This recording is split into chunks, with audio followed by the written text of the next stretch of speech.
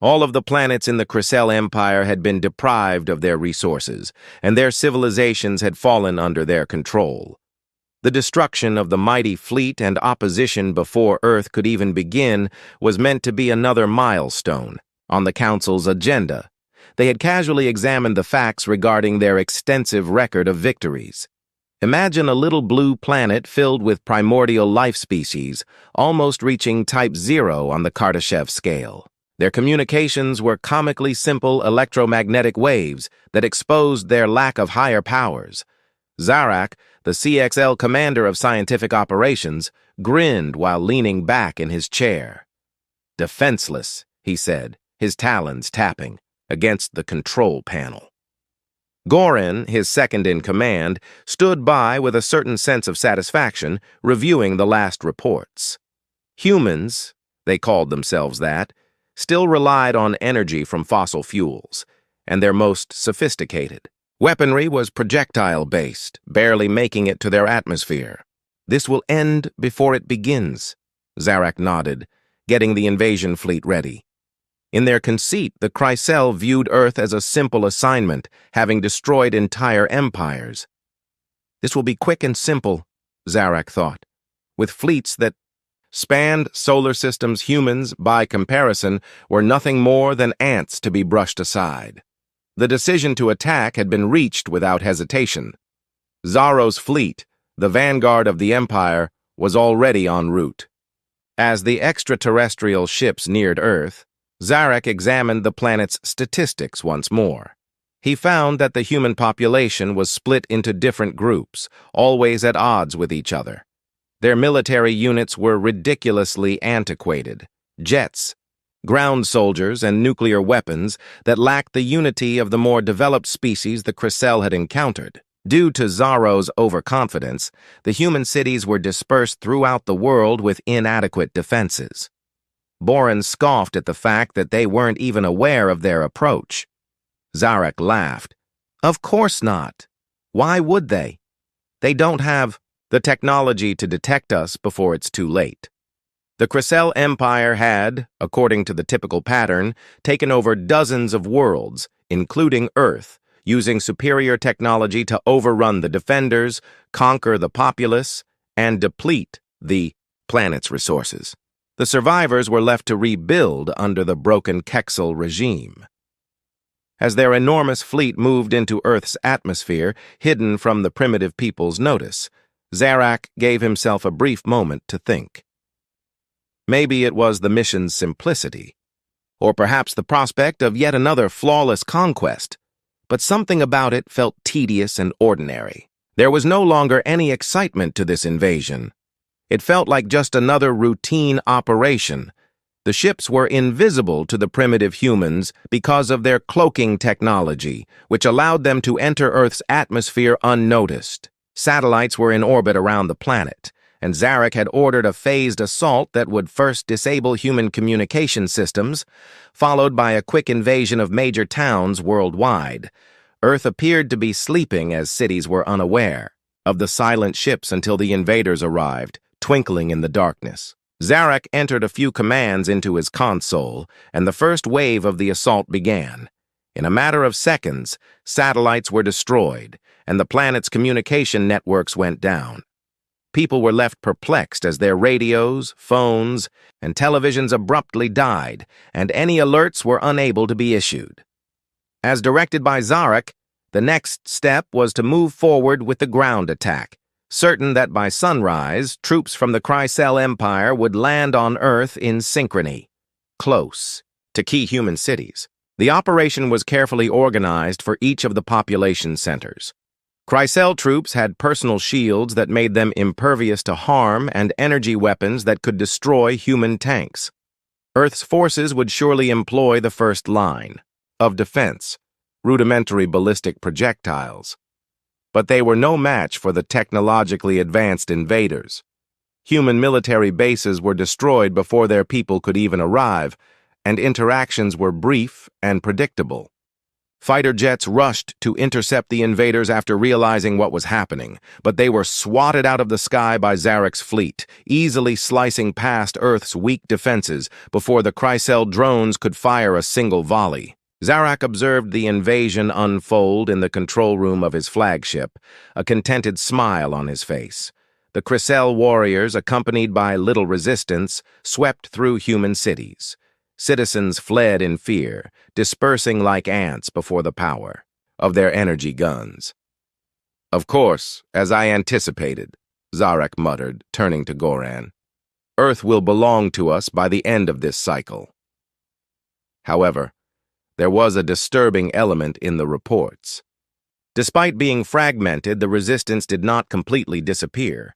Human forces had been able to hold out in certain areas longer than expected. Their weaponry wasn't more effective than anticipated. Rather, it was something else that the Chrysel hadn't accounted for: willpower. People were retaliating with a level of vigor and determination that even surprised Zarak.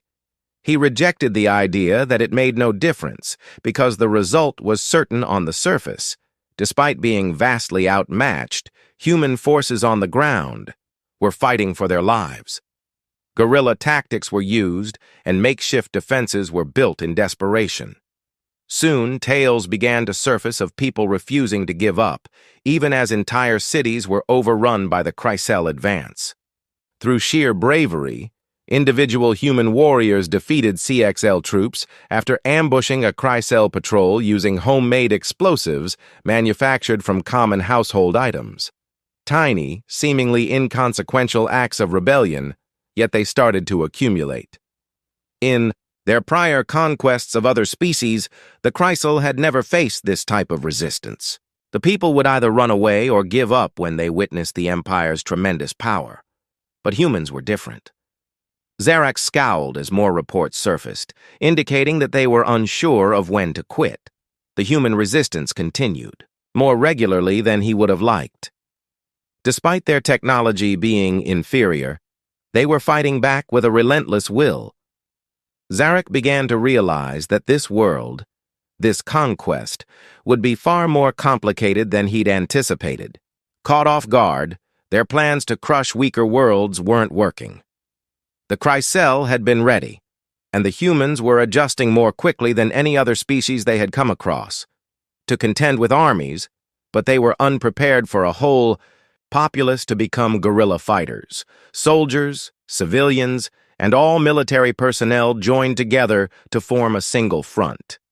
Cities that had previously been soft targets were transformed into strongholds, with each street, structure, and sewer becoming a battleground.